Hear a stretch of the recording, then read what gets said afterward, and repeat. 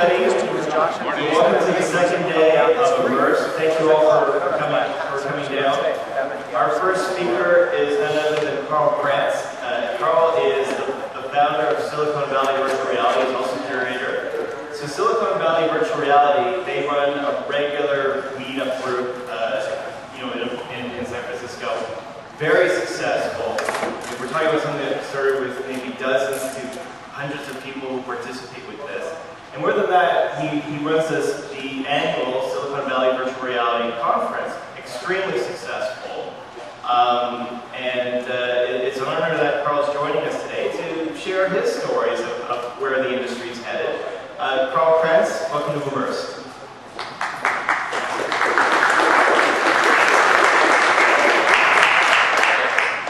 Hello, good morning. All right. So, as Neil said, my name is Krantz. Somehow I am a VR community organizer. I'm not sure how that happened exactly, but I'm going with it. So I want to talk a little bit about why this VR ecosystem is more than just an industry, but it's a real community. And I'm going to tell a little bit of my own story about how virtual reality has changed my life, because I think there are some insights to be gained into the nature of this technology and the direction it's going to go in the future. So I grew up as a painfully shy child. I was very introverted for most of my life, actually. I did not have a lot of friends, but I found refuge in science fiction and fantasy role of Dungeons and Dragons. I always think of Dungeons and Dragons as being the first virtual reality for me. It was just analog and it existed entirely in my imagination.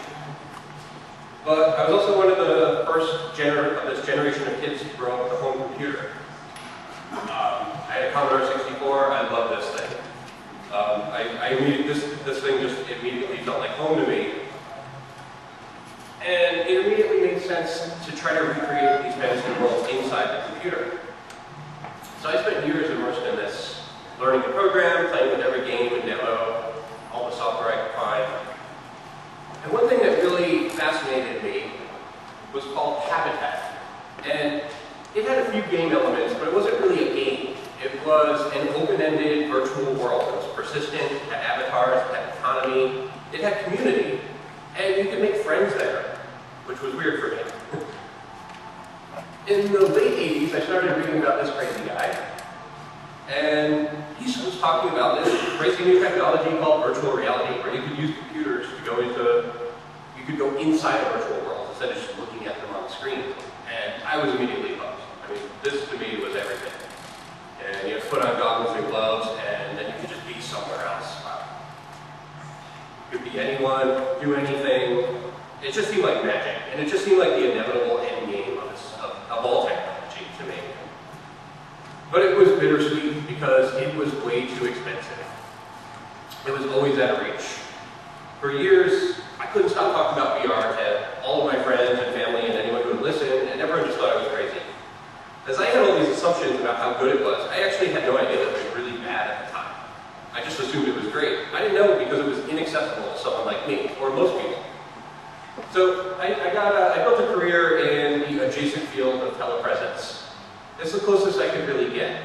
And I fell in love with this magic feeling you could create that we call presence. And it's not the same presence that we really talk about here in VR. It's kind of the inverse. In telepresence, the presence that we talked about was the feeling that someone else is in the space that you're in, instead of you being in another space. But it was really kind of a magical feeling. And all the while, I kept experimenting with virtual worlds, because I was just hooked on that stuff, and VR. And about 10 years ago, I got really into Second Life. And it really is the closest thing to the metaverse that has existed for many years. And I thought virtual worlds were the route to this VR future that I dreamed of. But I didn't go there because I wanted to see people. I probably went there to escape people. I was an introvert. I wanted to enter these worlds that I was dreaming of and build things and create things. But something weird happened. I started to make friends in these virtual worlds. A lot of friends. And these avatars felt like real people. I felt that sense of presence from these digital avatars. That And I started to find that there were other people that were obsessed with virtual reality, and they were hanging out in online grassroots communities, places like MTBS, Neil's Forum. And they were building things in their garages and basements, and they were sharing their progress. And this was really like kind of a grassroots thing. It was very opposite from this high-end research lab work that traditionally had happened in VR. And they were doing it not because it was their job, but because they just wanted it to happen. They desperately needed VR to exist, and I could really relate to that. So a couple of years ago, I moved out to Silicon Valley. I'm from New York. I thought, okay, this stuff is going to happen. It's very close. I started to see the signs. It's really going to happen. I got to get out to Silicon Valley. That's the center of the world for this stuff. So I got to get out there. And when I was in New York, I had been going to these New York tech meetups. I didn't go there because I wanted to hang out with people again. I went because I wanted to see the latest technology. And I was always really obsessed with startups. I love the idea of the startup ecosystem, and I love watching companies grow, and I'm like a product guy at heart, so I just really like that. So I had this idea I would go to Silicon Valley, and I would just go out and join a local VR meetup. No problem, there's got to be VR meetups in Silicon Valley, but there was nothing. And I looked, there was actually nothing anywhere, in fact. There was some SIGGRAPH events, but they didn't really have the energy that I was seeing in this grassroots community online. It seemed kind of detached, it seemed like something else. So I started a VR meetup. So we started Silicon Valley Virtual Reality. We started right when the Oculus Rift first started to ship. Selfishly, one of the reasons I started this was because I did not order a Rift early enough, and I wanted to try one immediately, as soon as they became available. And I figured there were a lot of other people that wanted to do this, so we tried to find a space that would hold maybe 10 or 20 people. I thought maybe we'd have 10 people. I didn't want it to look too bad if only 4 people showed up. But we threw our first event, and we had 72 people came. I said, oh, there's something really here. And I didn't do this because I wanted to see other people. But to my surprise, I started making friends. I made a lot of friends really quickly. More friends than I had in like years previously. In just months, I made all these friends. People I could really relate to. People that shared this kind of optimistic vision of the future. I really connected with these people. I never expected that. And other meetups started to pop up. A few months later, San Francisco Virtual Reality, VRLA started doing events. I just started going to all these events as I watched them pop up because I thought, there's something happening here, there's a movement. Orange County VR, New York VR, even in Japan, OccuFest. I did not make it to an OccuFest event yet, but I will. So we did this for about a year. SVVR kept growing and growing, monthly events. It filled up every time.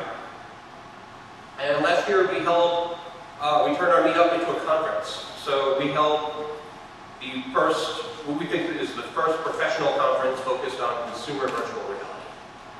And we held it at the Computer History Museum in Mountain View, California, because that was the home to Ivan Sutherland's first HMD prototype. So it's a special place for VR. And I think it's very much a West Coast equivalent to what we're doing here with Immersed. So these meetups have continued to pop up everywhere. They're pretty much every major city across the world, and a lot of small towns now have these meetups. At least one. In the San Francisco Bay Area, we have over 10 meetups. And it's getting ridiculous. And they're all full. None of these are, they're not competing with each other. They're all full. They all have waiting lists. And we're starting to see specialized meetups, web VR, VR audio, VR cinema. So that brings us to today. We've been going strong for a year and a half. As of last night, we have 1,347 members. And more impactful to me is that I have more friends than I've ever had in my entire life. And that just changes you, right? And at first I thought, this is unique to me. I'm running events, a conference, so of course I have to talk to a lot of people. But the more I talk to people, the more I realize that everyone who's very active in this scene, most people are having the same experience. They're making tons of friends and types of relationships they've never had before. So what's going on here? Isn't VR antisocial? In science fiction and movies, it's this isolating technology. You know, that aspect is probably the biggest criticism, aside from that it makes people sick. But I don't think so. I think the meetup phenomenon is an early signal of something else. VR is actually inherently a social medium, because it's an experiential medium. You can't watch a video to understand VR. You can't experience the latest, you can't get the latest VR experience on a screen. You can't even use today's VR technology to preview tomorrow's VR technology. I can't try a DK2 from a DK1, and there's always something new happening. It's evolving really fast. So that means we have to come together in meet space at meetups and events like this. I think that's just the nature of an experiential medium. When you have a powerful experience, the first thing you want to do is share that with your friends, the people you care about. And the inverse is true. When two people share an experience, it strengthens the bond between them. It strengthens your relationship. It's true with TV shows and movies, and I think it's even more true with VR. And inside VR, naturally, people just seem to gravitate towards these social experiences. Those are the experiences people go back to again and again. We're social animals. And VR is a technology and a medium, and we're naturally going to use it as a communication tool. So I think we're at a similar time in the space that these guys were in the early days of personal computing. You know, mainframe computers existed for many, many years, but only universities and governments and big business could afford it, and they were doing kind of boring work. It didn't really affect most people, and it was not accessible. But that changed when it became affordable and accessible. Suddenly, it started a revolution. It was accessible to hackers, enthusiasts, and this grassroots community of people that just saw the potential of this new technology. And that's when the computer industry really took off. And I think VR is just like this. For decades, it's been out of reach, decent setup, which tens or hundreds of thousands, even millions of dollars. And a few years ago, it dropped to a couple $100, plus a couple thousand for a decent PC, but most people have those. And that means that now anyone can make their mark on this technology. They can get into it. It's accessible. I think that's all the difference. Instead of just being available to those who have an education or pedigree to work in a big budget research lab, anyone can contribute to this medium. People who have an intrinsic motivation to pursue something, I think, will just contribute more. They'll work harder, they'll work longer hours. They're passionate about it. And now that it's accessible to these grassroots communities have kept VR alive long after everyone else had given up on VR. The investment community had all but abandoned VR, you know, after the 90s and getting burned so many times.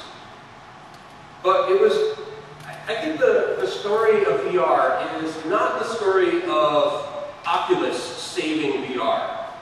I think it's the story of a grassroots movement that Oculus came out of and was one product of. The grassroots communities funded, they provided the seed funding. There was no investment money for Oculus. It was a Kickstarter. And that's true for so many of these early VR companies over the past year and a half or 2 years. So I think we're at the birth of a new medium. I think everyone agrees that that is true. I believe this medium is so significant, it's actually on par with written language, and maybe even more significant than that. Because written language is an abstraction. We've never had a medium that was just directly sharing experiences before. This is something entirely new. How many times in your life will you be able to contribute and help shape a brand new medium? The rules are unwritten for cinematic VR, games, health, wellness, telepresence, social interactions, how we represent ourselves, how we interact, it's all wide open. And it's the grassroots communities, I believe, that are going to discover the rules of this medium. The top-down approach, it didn't work for us. It didn't get us there. That's not why we're here. It was grassroots communities leveraging commodity, mobile phone hardware, screen sensors. That's what's got us here. So, as grateful as I am for Oculus and Google and Facebook and all these companies hundreds of millions and billions of dollars into this stuff. I'm not excited because I think they're going to solve it for us and provide us with this prepackaged solution.